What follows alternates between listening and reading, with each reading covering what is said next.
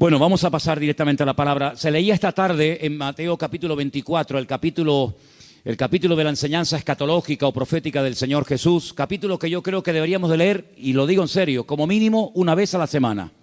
Una vez a la semana ustedes tienen que leer el capítulo 24 del Evangelio según San Mateo.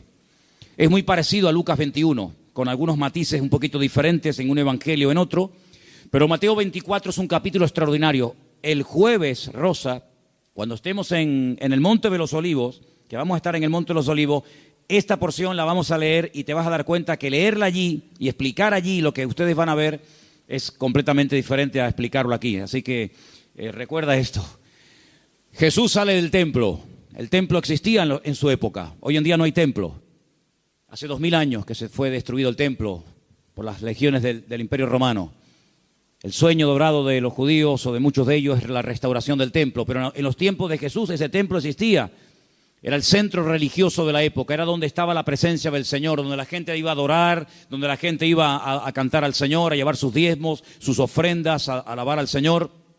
Y cuando salían del templo, hemos leído esta tarde que los discípulos, como buenos judíos, se sentían muy orgullosos de ese templo, que Herodes lo había ampliado. Saben que era el segundo templo que se construyó en la época del retorno de Babilonia, cuando volvieron de Babilonia con Esdras, Nehemías, con Zorobabel, pero Herodes lo amplió y lo llenó de oro por todas partes, un templo increíble, un templo tremendo.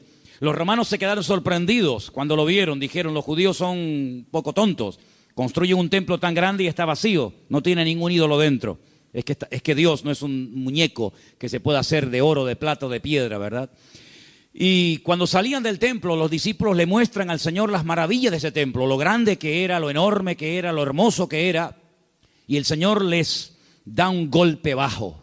El Señor le dice, observarlo bien, mírenlo bien, porque en menos de una generación no quedará piedra sobre piedra de este templo. Efectivamente, 37 años después de lanzar esta palabra profética, 37 años después, el templo quedó totalmente destruido hasta este momento. Desde el año 70 después de Cristo hasta este momento, no hay templo en Jerusalén. Se cumplió literalmente la palabra. Pero la palabra golpeó tanto el corazón de estos discípulos que ellos salieron del templo, bajaron todo el torrente de Cedrón, lo subieron, se van al Monte de los Olivos. Y allí dice uno de los evangelios que solamente 4 de los 12 se acercan al Señor y le preguntan aparte, ¿cuándo? ¿Cómo? ¿Cómo va a ocurrir todo esto? ¿Cómo que nuestro templo va a ser destruido? ¿Qué señal habrá? ¿A qué tenemos que observar? ¿Qué tenemos que fijarnos para saber que el tiempo se acerca? Entonces el Señor les da una enseñanza tremenda. Qué importante es preguntar, hermano, de verdad, ¿eh? Si no hubieran preguntado los discípulos al Señor, ¿qué señal habrá de tu venida y del fin del siglo? Nos hubiéramos perdido toda la enseñanza de Mateo 24. Por eso repito, qué importante es preguntar, pero cuidado, no preguntar a cualquiera, no preguntar a cualquier parte, sino preguntar a la persona que te puede dar la respuesta correcta, porque una de las señales que el Señor dice en este capítulo, y es algo que yo quiero en esta tarde hablar, es que tenemos que estar preparados porque una de las muchas señales de los últimos tiempos va a ser la proliferación de falsas doctrinas. Dice la Biblia, lo leíamos el jueves, que algunos llegarán hasta escuchar. Dice el Espíritu claramente que en los postreros días algunos apostatarán de la fe y escucharán a espíritus engañadores y ahí da una enseñanza tremenda. Entonces una de las señales de los últimos tiempos es que se enseñarán cosas extrañas.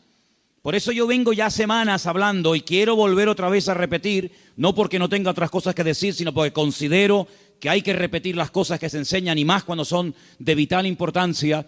Y es que tenemos que orar y tenemos que estudiar la palabra para que tengamos una fe sana. Una fe sana, término que por cierto aparece en Tito capítulo 2, donde el apóstol Pablo dice, oye, tenemos que tener una sana doctrina, pero también tenemos que tener una fe sana. Cuidado, que hay gente que tiene una fe muy rara, ¿eh? Hay cristianos que cuando los oyes hablar, dice,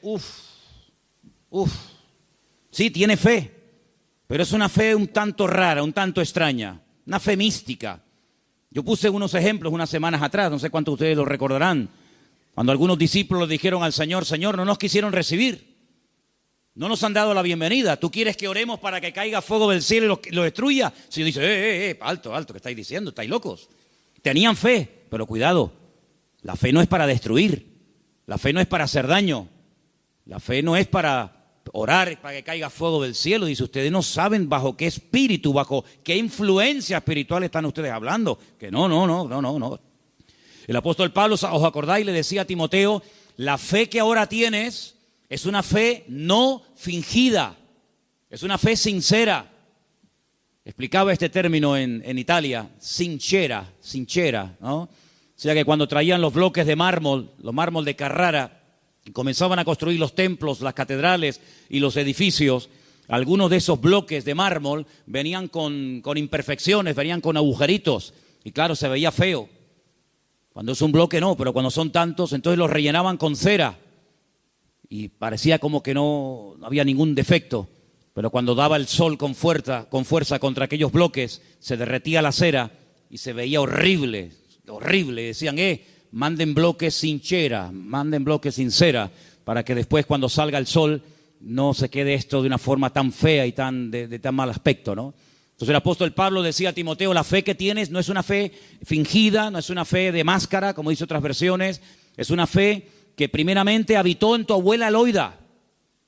Y después la tuvo tu madre, Eunice, y ahora la tienes tú.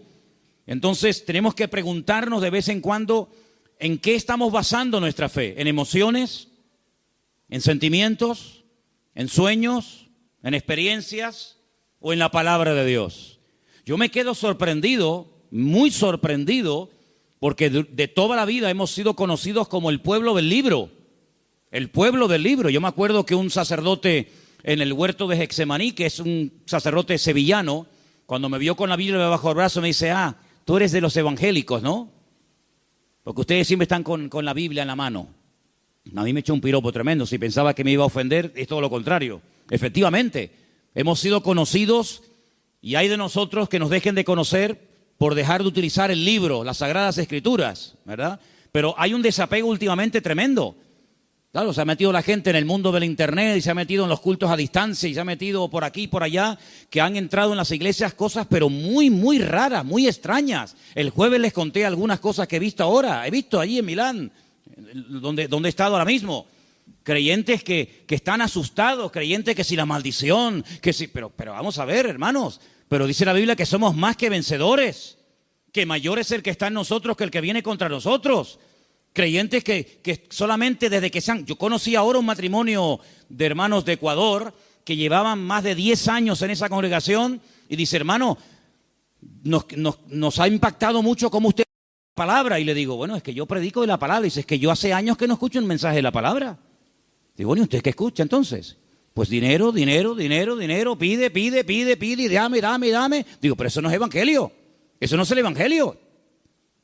Yo no sé de dónde se han sacado esas enseñanzas. Hay predicadores que solamente tienen un tema monográfico, solamente saben pedir y no hablan de Cristo, no hablan del amor, no hablan del infierno, no hablan de la ira de Dios, no hablan del cielo, no hablan de la salvación. No, solamente tienen una obsesión y claro, prosperan, pero ellos, los demás no, solamente prosperan ellos. Y se autofinancian con su don y se pegan la gran vida asustando y manipulando y tergiversando la Escritura. Y esto hay que denunciarlo. Ya está bien de hacer el tonto, ya está bien de decir, bueno, es que son siervos de Dios. No son siervos de Dios. Ellos se llaman siervos de Dios, pero la mayoría de ellos utilizan el púlpito para pegarse la gran vida y lo último que hacen es predicar la palabra, cosa que deberían de haber hecho siempre toda su vida. Y una de las cosas que tenemos que tener bien claro en los últimos tiempos es que van a proliferar falsas enseñanzas y falsas doctrinas. Y los sobreénfasis, qué peligrosos son los sobreénfasis, hermano. Déjeme que me explique. Tenemos que predicar todo el consejo de Dios. ¿Cuántos dicen amén? Toda la palabra de Dios. No podemos estar todos los días comiendo espagueti por la mañana, espagueti por la noche, Pero hermano, está bien, a mí me gusta la pasta, pero de 365 días comiendo lo mismo, pues cuánta gente, hermanos, solamente saben un tema y lo sacan de ese tema y no saben nada. Que si el dinero, que si las profecías. ¿Sabe cuánta gente, hermano, van a las congregaciones para que alguien ore por usted y le den una palabra y le den una profecía? Mire, me leí hace unos días la biografía de la señora White. Madre mía, pero es un disparate. Una señora que dice que llegó a tener 2000 visiones y sueños proféticos. 2000. Y cuando murió, dejó más de 70 libros. Los disparates que esa señora enseñó. Claro, le dan un sobreénfasis ¿a qué? Al día de reposo. Sí, pero es que espérate un momento, es que la Biblia no solamente el día de reposo. Hay otras muchas cosas. Si te crees que porque guardas esto y no cumples con todo lo demás, te vas a salvar, te equivocas, amigo. Es como las iglesias que están todo el día hablan lengua, y venga a hablar en lengua, y venga profecía, y venga a hablar en lengua. Pero hijo, vamos a ver.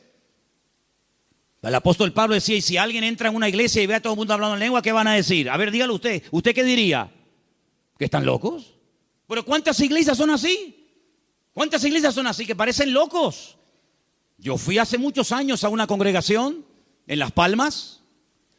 Y bueno, yo estaba predicando y en medio de la predicación se levantaba la gente, se caían ahí al suelo y empezaban a gritar y a revolcarse. Y yo decía, ¿qué le pasa a esta gente? Entonces yo miré al pastor que estaba allí y le digo, ¿qué le pasa? Dice, no, es el poder de Dios. Digo, ¿cómo es el poder de Dios? Pues si está haciendo el perro. Estaba haciendo el perro. Y el otro en la esquina poniendo un huevo. Digo, ¿pero qué poder de Dios? La Biblia dice en Romanos 12 que el Señor es nuestro culto racional. Por favor, que parece, damos una imagen, nosotros no, gracias a Dios, pero ¿cuántas iglesias dan una imagen al mundo de que son locos? Y ya está bien, hermano, de callarnos, y ya está bien de decir, bueno, son así. No, son barbaridades que avergüenzan al evangelio. Y tenemos que denunciarlo, porque el que sabe hacer lo bueno y no lo hace, es copartícipe con eso. No les contaba el jueves que acabo de conocer ahora a un pastor en Milán que se tira en la plataforma cuando llega el momento de la ofrenda y le dice a la gente que lo tienen que tapar con dinero. ¿Pero cómo? Sí. Él dice, no, mira, aquí todavía se me ve algo de tela, tienen que tapármelo. Increíble. Un pastor que la congregación un día le regaló un coche, cogieron una ofrenda en la congregación, le regalan un coche al pastor y a los 2 días se sube al púlpito y dice, hermano, Dios me ha dicho, mentira, Dios no dijo nada, eso es falso. Pero él dice, Dios me ha dicho que este no era el coche que ustedes tenían que regalarme, era uno más grande y superior. Y la gente tan tonta va, lo cambian y le compra uno más grande. Y yo le decía, pero ¿ustedes qué hacen allá adentro? ¿Por qué no se le va a hablar, salgan corriendo? Eso no es iglesia, eso no es nada, eso es un circo. Eso es una vergüenza para el evangelio. Es que tenemos miedo, porque nos ha dicho que si nos vamos se nos va el espíritu y se nos va la bendición. Digo, hágame el favor. Oye, que a mí nunca me ha tocado la breva de caer en una iglesia de estas, ¿eh? A mí nunca me ha tocado una breva de estas. Siempre, de verdad, a mí me toca una iglesia de estas y es que me voy al Antiguo Testamento con la espada y el arco. Increíble, hermanos. Entonces tenemos que retornar a la palabra de Dios es nuestra base. No podemos entrar en locuras, en disparates. Todo lo que usted pueda pensar, soñar, sentir o lo que sea, si no va de acuerdo 100% con la palabra, no es de Dios. La palabra de Dios es la base, es el fundamento de nuestra fe. Y no necesitamos nada más que la palabra y nuestra experiencia, nuestra relación con el Señor. Yo creo que algunas personas no han terminado de descubrir lo que significa enamorarse del Señor y enamorarse de la palabra. Por eso buscan fuera, porque cuando un hombre está enamorado de su mujer no tiene que buscar otra. Y cuando una mujer está enamorada de su marido, no se le van los ojos detrás de otro. Cuando usted está enamorado de Cristo, no le tienta nada ni nadie, porque usted sabe en quién ha creído. Y a mí me da la impresión de que hay mucha gente hoy en día en las iglesias que son religiosos, pero no han nacido de nuevo, porque la persona que nace de nuevo no hace estas barbaridades, porque ofende al Señor. O no conocemos la historia de este joven llamado José, un hombre que nunca fue a un culto. José nunca fue a ningún culto. José nunca leyó la Biblia. Pero José un día tuvo un momento en el que fue tentado y él dijo, yo no puedo hacer esto porque pecaré contra mi Dios. Y uno dice, pero ¿cómo sabía este hombre que eso era pecado? Porque él tenía comunión con el Señor. Y cuando una persona tiene comunión con el Señor y conoce al Señor, sabe lo que le agrada y lo que no le agrada al Señor, aunque no lo hayas leído. Porque el Espíritu Santo que mora en ti te da testimonio de que eso es o no es la voluntad del Señor. ¿Cuántos dicen amén? Entonces hay que retornar a la Biblia, hermanos. Claro, hay gente que se atiborra de libros y venga libros. Hermano, este es el libro que Dios nos ha dado. Escudriñar las Escrituras, dice la Biblia, porque ellas son las que dan testimonio de mí. Y mire, hermano, yo antes de irme para Italia les comentaba de aquellos 10 leprosos, ¿acordáis? Aquellos 10 hombres que bajaron de las montañas porque tenían fe, pero momento. Yo les dije a ustedes y espero que no hayan olvidado esa enseñanza, porque para mí es de vital importancia. Ellos tenían fe. Por eso bajaron de la montaña. Ellos tenían fe, por eso clamaron al Señor. Pero el Señor no los sanó así instantáneamente, sino que el Señor les dijo, id y mostraos a los sacerdotes. Ellos no sintieron nada. Ellos no vieron nada. Ellos seguían estando leprosos. Pero ellos en obediencia se ponen a caminar y mientras caminan, automáticamente se produjo el milagro. Por eso, ¿se acuerdan cuando yo les dije que fe más obediencia es igual a la bendición de Dios? Por eso hay gente que tiene fe, pero no crecen, no maduran, porque es una fe a veces extraña, envenenada, contaminada, porque han estado en tantos sitios que, permítame la expresión, tienen un potaje en la cabeza. Pero cuando usted conoce al Señor y a su palabra, y usted tiene una fe sana, bien encaminada en las cosas del Señor, usted sabe que la fe, si no tiene obras, y la fe si no obedece al Señor, no sirve de nada. ¿Cómo usted va a pretender con la fe que tiene viviendo en desorden, sin poner en práctica los mandamientos del Señor? Que Dios le bendiga. Primeramente tendrá que ponerse en orden para que el Señor pueda hacer maravillas en su vida. ¿Y cuántos creyentes en las iglesias son una cosa aquí y fuera son otra? Sí, tienen fe, pero el testimonio que dan es pésimo. Bendito sea la palabra cuando el Señor dice a través de la boca de Pablo, no me avergüenzo del evangelio, porque es poder de Dios. Espero que el evangelio no tenga que arrepentirse y no tenga que avergonzarse de la conducta que está llevando fuera. Porque aquí todos somos muy buenos, aquí todos levantamos las manos, o el que quiera, y aquí todos somos muy santos. Pero, ¿y por fuera? Porque a mí de qué me sirve que vengas aquí, gloria a Dios y aleluya, si luego en la calle eres un desorden y vives en pecado, estás viviendo en adulterio, estás viviendo en fornicación, tienes un mal testimonio en la familia. No, tienes que plantearte tu relación con Dios. ¿A qué vienes aquí? ¿A cambiar o a qué? ¿A fichar como en un trabajo? No, fui al culto. Sí, fui al culto porque te entró por aquí y te salió por ahí, porque no ha habido cambios en tu vida. Esta es una iglesia donde queremos que la gente venga, gloria a Dios, sí, pero que vengan a cambiar. Y que sepan que aquí no vamos a estar con tontería ni con experiencias extrasensoriales, sino que aquí te vamos a llevar a la palabra. Y la palabra te va a hablar y el Espíritu va a hablar a tu corazón. Y en cuanto veamos cosas extrañas que no son de Dios, pues te las tendremos que decir. Y claro, algunos esta cosa no lo entienden y dicen, no, es que aquí no hay amor.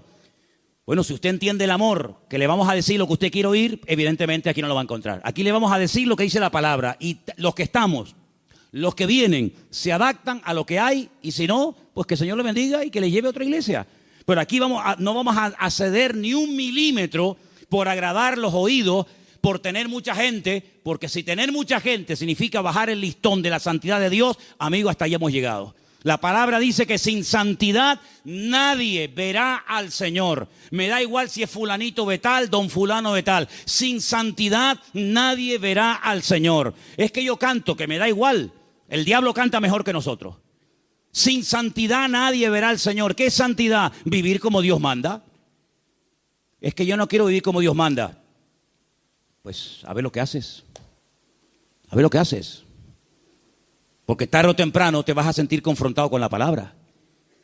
Claro, la carne siempre te va a decir que no pasa nada. ¿No se lo dijo Satanás a Eva? ¿Qué le dijo Satanás a Eva? ¿Por qué no comes? Y dice, porque Dios me ha dicho que si como muero. ¿Y qué le dijo Satanás? No, que eso no es así. Tú no vas a morir, come para que veas. Y le creyó al diablo. ¿Y cuántas veces creemos que Dios está equivocado, que es injusto con nosotros, cuando la palabra del Señor nos dice que en los últimos tiempos el enemigo va a ser tan sutil que muchas veces le va a permitir a la gente tener esa falsa seguridad de creer que estoy en desorden y en pecado, pero Dios me va a bendecir igual? No, mi amigo. Las consecuencias tarde o temprano de una vida en desorden son terribles, porque la paga del pecado ha sido y es y será siempre la muerte. ¿Cuántos dicen amén? Hay tres cosas que tenemos que tener claro a estas alturas. Primero, ¿a qué nos ha llamado el Señor? ¿A qué nos ha llamado el Señor? ¿Tú sabes la tranquilidad que tú tienes en tu corazón cuando tú sabes a lo que te ha llamado y a lo que no te ha llamado el Señor? No tienes que estar imitando a nadie. No tienes que viajar por el mundo entero buscando el sistema, el método en Colombia, en Venezuela, en Cuba, en Puerto Rico, en Toronto. Yo no tengo que ir a ninguna parte. Lo que dice la Biblia, entra en tu aposento y tu Padre que te ve en lo secreto te recompensará en público. Claro, es más fácil coger un avión y irte a Corea, a ver lo que hacen los coreanos. Es mucho más fácil coger un avión y pagarte el pasaje como Jonás, que prefería pagar el pasaje, ¿verdad? Y mantener la rebeldía que dar marcha atrás. Es mucho más fácil coger un avión y decir, a ver, una iglesia que esté creciendo mucho, a Nigeria, ahí nos vamos todos. Ahora a Pensacola, ahora a Toronto, ahora... Hermanos, a donde tenemos que ir, dice el Señor, venid a mí los trabajados y cargados, que yo os haré descansar. ¿Cuántos dicen amén? Entonces, tener claro a lo que nos ha llamado el Señor y a lo que no nos ha llamado. No hay una iglesia 100% completa. Yo les digo, esta iglesia no es completa. Tenemos muchas carencias. No somos una iglesia fuerte en misiones. No tenemos misioneros ahora mismo en el mundo. Tenemos un montón de carencias. Pero creemos que hay un área en la que el Señor nos puede utilizar. Pero hermanos, hay congregaciones que pretenden hacerlo todo, lo entienden todo, lo saben todo. Y la Biblia nos enseña que somos un cuerpo y que nos necesitamos los unos de los otros. Y capaz que lo que el Señor nos ha dado, tal vez no lo tenga el hermano de la esquina, pero el hermano de la esquina seguro que Dios le ha dotado con algo que nos hace falta a nosotros. Y así nos complementamos y trabajamos en el mismo sentir, en un cuerpo en el Señor. ¿Cuántos dicen amén? Nuestra identidad, ay hermano, la identidad. Esto es algo que trae de cabeza a miles de personas, porque la gente tiene que tener una identidad, y si no la encuentran en la casa, la va a encontrar en el fútbol, y si no, en cualquier otro lado. Nuestra identidad, ¿de dónde viene nuestra identidad? Nuestra identidad viene de Cristo. Nuestra identidad viene del Señor. Yo no tengo que ponerme ahora todo el cuerpo lleno de tatuajes para sentirme, digamos, querido y respetado por un cierto sector de la sociedad. No. ¿Sabes qué? Yo he sido aceptado por Cristo tal y como soy, con mis defectos, con mis virtudes y con mis debilidades. ¿Cuántos dicen amén? Ahora, si usted tiene complejos, si usted no se termina de aceptar a sí mismo, pues usted no va a crecer y usted no va a madurar hasta que tú no le des gracias a Dios por el cuerpo que tienes y le diga gracias Señor porque tú me hiciste así. Usted no va a poder disfrutar de la vida. Su identidad tiene que venir de la fuente. ¿Y cuál es la fuente de la que bebemos? Nuestro Señor Jesucristo. Eso nos ayuda a descubrir nuestras limitaciones. Eso nos ayuda a saber lo que tenemos y lo que no tenemos. ¿Han oído el pasaje del libro de los Hechos cuando dice la Biblia que a la hora de la oración subían Pedro y Juan al templo a orar y dice que había ahí un mendigo que les pidió limosna? Lo conocéis, ¿verdad? Conocido. ¿Qué le dijo Pedro al paralítico? No tengo. ¿Qué? Fíjate tú, un hombre que con la sombra sanaba a los enfermos. Un hombre que oró por muertos y los resucitó. Un hombre que caminó por encima de las aguas. Un hombre que un día fue a pescar, le abrió la boca al pez y sacó una moneda dentro. ¿Te imaginas que nos pase eso a nosotros? Un hombre que vio milagros del Señor y dice, no tengo ni plata ni oro. ¿Tú te imaginas que ese hombre fuera un predicador hoy en día? ¿Sería multimillonario?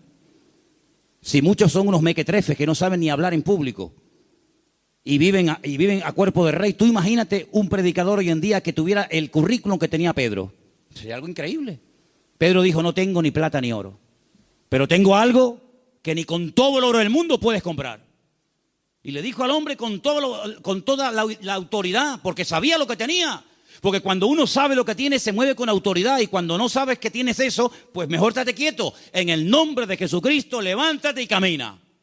Y el Señor hizo un milagro tremendo. Entonces las iglesias, los creyentes hoy en día, tenemos que saber a lo que Dios nos ha llamado. Tenemos que saber lo que tenemos y lo que no tenemos. Y darle gracias al Señor, porque Dios con nosotros ha sido tremendamente fiel. Y a unos le da 30, a otros le da 60, a otros le da 100. Y cada uno tiene que saber moverse en el área donde Dios lo ha puesto. ¿Cuántos dicen amén?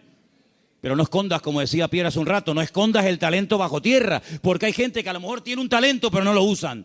Y yo conozco muchos creyentes que no están usando lo que Dios les ha dado. No lo están usando. Están más preocupados en conseguir un buen trabajo que en servir a Dios. Están más preocupados en pagar lo que deben que decir, Señor, yo todavía no sé el don que tengo. Si yo me pusiera a preguntarle a muchos creyentes hoy en día, ¿cuál es el don que Dios le dio a usted? ¿Cuál es el don que Dios le dio a usted? Muchos dirían, no lo sé. Y llevan toda la vida en la iglesia. Entonces, en estos años, ¿qué has hecho? Porque si no sabes a lo que Dios te ha llamado, si no sabes cuál es el don que tienes, la pregunta es, ¿usted qué ha hecho en los 10 años que lleva en el culto? ¿Qué es lo que usted ha hecho? Queridos hermanos, es el tiempo de que le preguntemos honestamente al Señor, y está el año a punto de terminar, Señor, ¿en qué área tú quieres utilizar mi vida? Porque el Señor tiene grandes sorpresas para todos y para cada uno de nosotros. ¿Cuántos dicen amén? Ahora, hermano, escúcheme una cosa. Dios quiere que crezcamos en todas las áreas. Como dije antes, el sobreenfatizar algo, el crecer demasiado en un área, olvidándonos de otras, lo que produce son monstruos.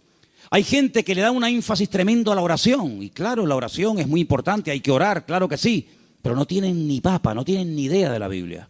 Por otra parte, hay gente que está todo el día con la Biblia, leyendo, memorizando y estudiando, pero nunca oran. Luego, tenemos que crecer con un equilibrio, de tal manera que no seamos como un monstruo que crece mucho en un área, pero nada en otro área. Y tenemos que dedicarle tiempo al Señor a decir, Señor, yo quiero crecer espíritu, alma y cuerpo, como dice la palabra. ¿Cuál fue el último libro que leíste? Sin contar la Biblia. ¿Cuál fue el último libro que leíste? Hay cristianos que no leen nada. Hay cristianos que no leen nunca nada. ¿Y cómo van ustedes a contactar? ¿Y cómo van ustedes a evangelizar? ¿Y cómo van ustedes a dialogar con personas del mundo que no leen la Biblia, sino que leen y están preocupados con otras cosas? Si tú no estás puesto en lo que el mundo habla y comenta, ¿cómo vamos a alcanzarlos si no saben ni por dónde empieza una conversación, ni por dónde termina? Hay gente que no trabaja, ni estudia, ni hacen nada. Y son las víctimas y son las personas más propensas a caer en desánimo, en depresión y en pecado. Una vez leí un refrán, no es bíblico, pero decía algo así como: Satanás busca a una persona desocupada para darle una ocupación. Grandes hombres de Dios a lo largo de la historia no cayeron en el campo de batalla mientras servían al Señor. Grandes personajes de la historia no cayeron cuando estaban activos sirviendo al Señor, sino en tiempos de ociosidad, cuando se aburrían, cuando no tenían otra cosa que hacer, porque para pecar hace falta tener tiempo. Por lo tanto, no desperdicien el tiempo, hermano, pídanle al Señor: Señor, ayúdame a utilizar el tiempo. Si tienes tiempo libre, ponte a orar, congrégate, busca un libro, un buen libro para estudiar, para servir al Señor, para prepararte, pero no estés todo el santo día sin hacer nada, porque eso tarde o temprano se va a volver en tu contra y te va a crear grandes problemas. Quiero también comentar algo que para mí es de vital importancia. Hay gente que por la timidez, por el temor, por el miedo al qué dirán, no terminan nunca de dar el paso. Y déjame que te diga que hay una mujer en la Biblia que tenía un tesoro increíble. Lo quería consagrar, lo quería entregar al Señor, pero no fue de utilidad su tesoro, no fue de bendición lo que ella tenía, hasta que rompió el vaso de alabastro y ungió con ese perfume al Señor, y dice que toda la casa se llenó del olor del perfume. ¿Cuánto tiempo hace que no caes quebrantado en la presencia del Señor? Hay gente que tiene los ojos muy secos, hace tiempo que no lloran, que no se quebrantan en la presencia del Señor. Viven secos como palos, como aquel valle de huesos secos, que dice que eran muchos, pero estaban secos, no había vida, no había espíritu en ellos. Y le dice el Señor a través del profeta Ezequiel: profetízale a los huesos, háblales a los huesos. Dice que cuando entró el Espíritu de Dios en ellos, se convirtieron en un gran ejército. No seas un hueso seco en un culto, no seas un hueso seco, escucha que te escucha, pero nunca compartes la bendición, nunca abres tu corazón a otras personas que están igual o peor que tú en un momento determinado. Pídele al Señor antes de que finalice el año, que está ya, como quien dice, a la vuelta de la esquina, poder ganar almas a los pies de Cristo. ¿Cuál fue la última persona que ganaste para Cristo? Yo estoy seguro, no lo voy a preguntar, porque no quiero que te sientas mal. Bueno, sí quiero que te sientas mal. Sí. No, que si no sería falso. Sí quiero que te sientas mal.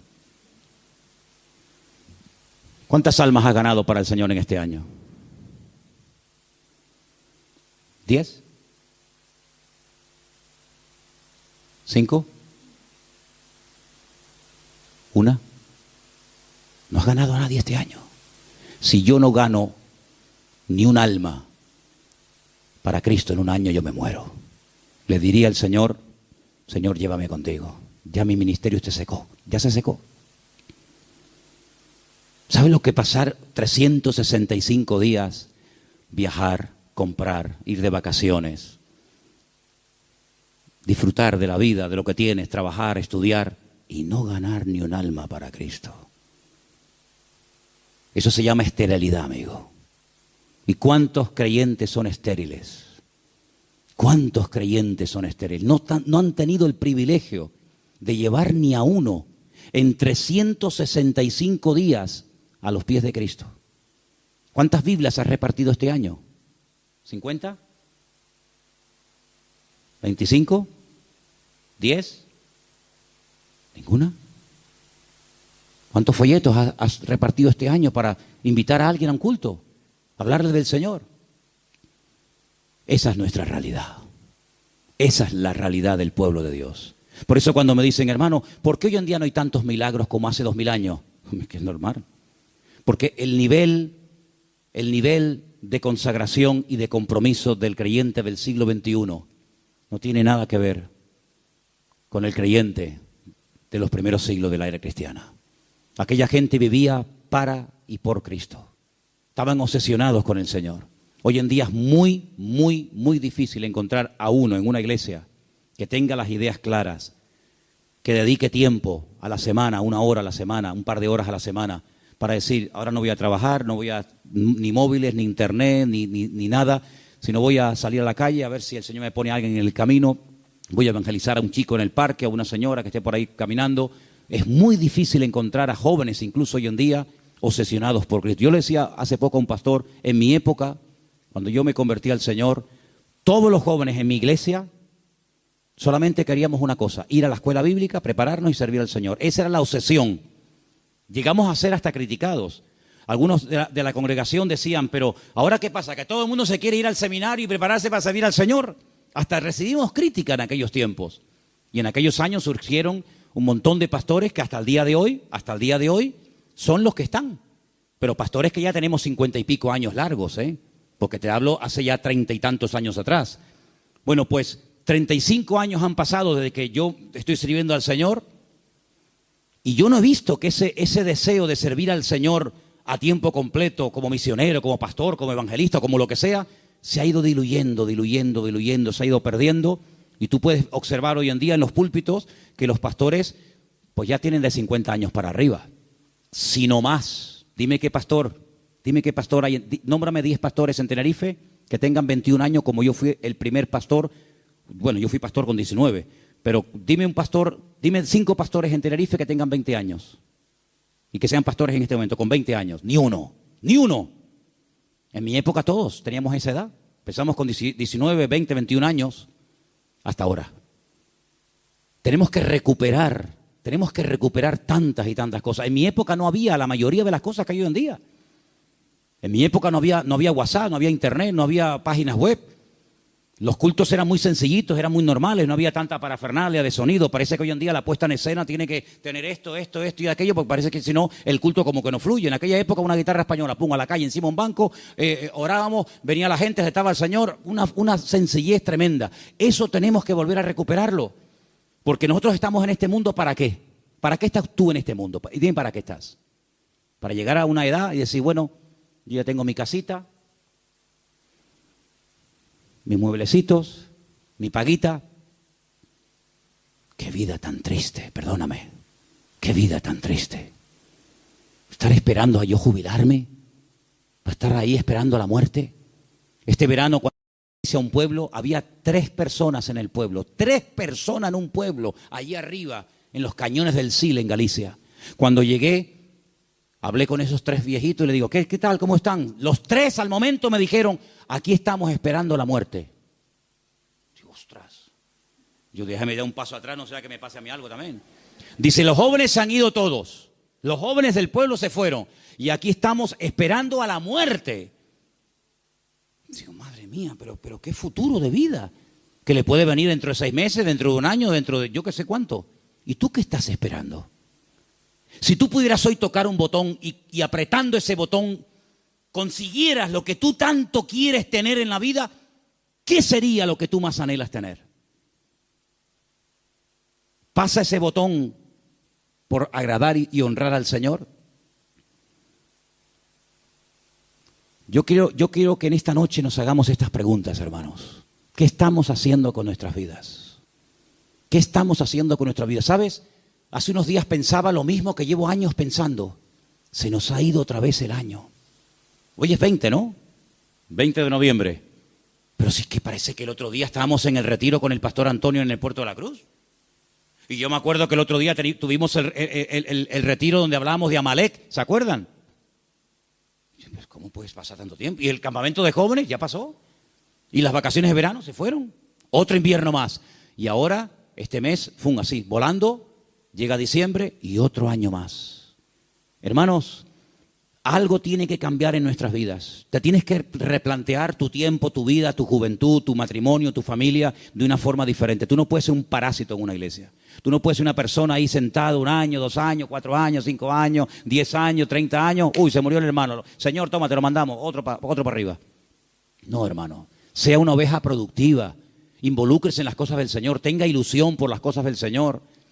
Y yo creo que si nosotros verdaderamente buscamos al Señor de todo corazón, hay tantas cosas que podemos hacer todavía para el Señor. Yo, hermano, yo tengo más ganas de servir al Señor que nunca. Pero yo no quiero que esta iglesia sea un freno para mi vida. Yo no quiero que esta iglesia se convierta en un tapón para mí. Yo tengo mucho más visión que estar aquí. Y yo estoy plenamente convencido de que el mundo, no Tenerife, el mundo nos está esperando. Y el Señor tiene gente aquí que puede utilizar de una forma tremenda. Pero somos nosotros los que tenemos que decir, Señor, cuenta conmigo. Porque quiero terminar diciendo algo. La noche que el Señor Jesucristo sabía que iba a ser entregado, dijo algo tremendo. Dijo, Padre, pasa de mí esta copa. Mas no se haga mi voluntad, sino la tuya. ¿Y saben cuál era la voluntad del Padre en ese momento? Que lo mataran. Es increíble. El año que viene va a ser un año muy interesante. Créanme, va a ser un año tan interesante. Porque ya empezaron los dolores de parto, pero los dolores de parto no duran siempre. No, hermana, yo no entiendo mucho de esto, yo nunca he parido, ¿no? Pero más o menos hablo de la teoría. Los dolores de parto están ahí, pero llega un momento que se acabó el dolor, nace el chiquillo y ya está. Bien. Llevamos años con dolores de parto. Europa ya lleva años en dolores de parto. España ni te cuento. España yo creo que le van a tener que hacer una cesárea dentro de poco. Porque no hay forma de que salga el chiquillo, ¿vale? Estamos con dolores de parto hace mucho tiempo. El año que viene van a salir muchas cosas, van a parir muchas cosas que se han ahí retenido con dolor. Bien. Estoy recibiendo llamadas de Estados Unidos. Muy interesantes, por cierto.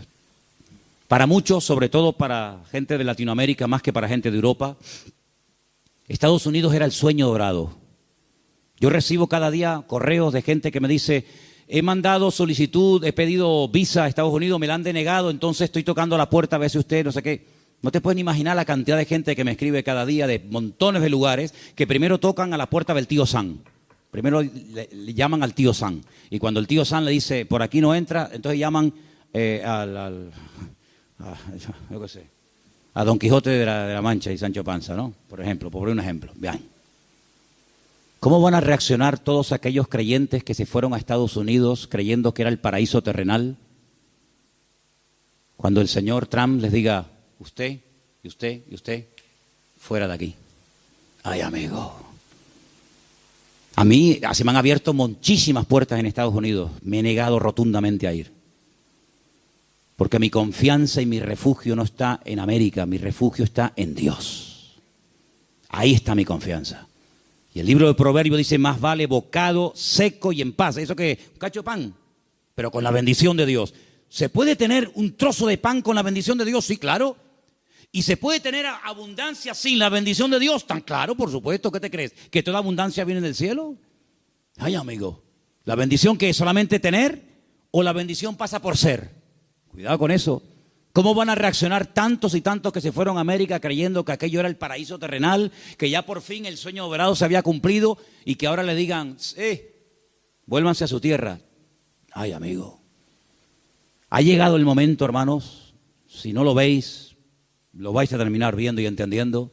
Ha llegado el momento que todos los creyentes del mundo, en el único en el que nos vamos a poder refugiar, como siempre ha tenido que ser así, pero parece que se ha olvidado, es el Señor nuestro Dios. Él es nuestro pronto auxilio en las tribulaciones. Me llaman hermanos de Estados Unidos, ya han empezado las pintadas en iglesias evangélicas de hispanos diciéndole, váyanse a su tierra. No te puedes ni imaginar cuántas. Claro, eso no sale en las televisiones. Incluso persiguiendo ya a algunos judíos. Fíjate tú, el país del mundo donde más judíos hay, más que en Israel, es en Estados Unidos. Y ya muchas sinagogas están vendiendo en Nueva York, en New Jersey, en muchos lugares, porque ya están metiéndose con los mismos judíos. Pero es que todo eso está profetizado, hermanos. Todo eso está escrito. Que cada uno tendrá que volver a su lugar de origen. Y allí el Señor va a entrar en juicio con cada uno de nosotros. Así que el único escondedero, el único refugio va a estar en nuestro Dios. Nuestro refugio es el Señor Dios Todopoderoso. no es un país, no es una nación. Mire, si usted consigue aquí el mejor trabajo del mundo y gana miles de euros, pero usted no tiene la bendición de Dios sobre su vida, lo que usted tiene se va a volver en su contra. Porque he conocido a muchas personas que lo que buscan es una salida económica, un bienestar material, pero usted lo que tiene que buscar es la voluntad de Dios. Porque teniendo la voluntad del Señor, estemos donde estemos, el Señor está a nuestro lado. Ahora, si usted cree que el Dios de Estados Unidos es más grande que el de Garcilaso de la Vega, coja el pasaje y váyase mañana sin falta. Pero el Dios de allá es el Dios de acá y es el Dios en todas partes.